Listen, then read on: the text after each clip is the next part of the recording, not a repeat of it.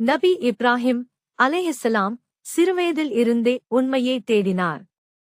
அவரது சமுதாயத்தினர் விக்கிரகங்களை வழிபட்டார்கள், ஆனால் அவர் உண்மையான இறைவனை அறிய விரும்பினார். ஒரு நாள் அவர் வானத்தை நோக்கி பார்த்தார். இரவில் மினுமினுக்கும் நட்சத்திரங்களை கண்டார். இது என் இறைவன் என்று நினைத்தார். ஆனால் நட்சத்திரம் மறைந்தது. பிறகு நிலவை கண்டார். இது என் இறைவன் என்றார். ஆனால் அது மறைந்துவிட்டது.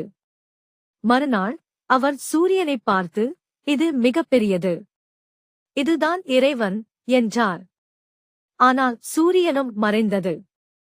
அப்போதே அவர் உணர்ந்தார், அனைத்தையும் படைத்த ஒரே இறைவன் மட்டுமே உண்மையான கடவுள். அவர் அல்லாஹ்வை உண்மையாக ஏற்றுக்கொண்டார். பிறகு நபி இப்ராஹிம் அலைஹிஸ்ஸலாம் விக்கிரக வழிபாட்டை எதிர்த்தார்.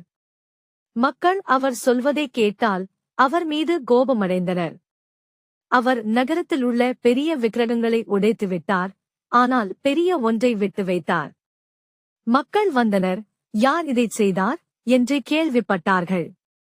நபி இப்ராஹிம் அலைஹிஸ்ஸலாம் அமைதியாக கூறினார், அந்த பெரிய விக்கிரகத்திடம் கேளுங்கள்.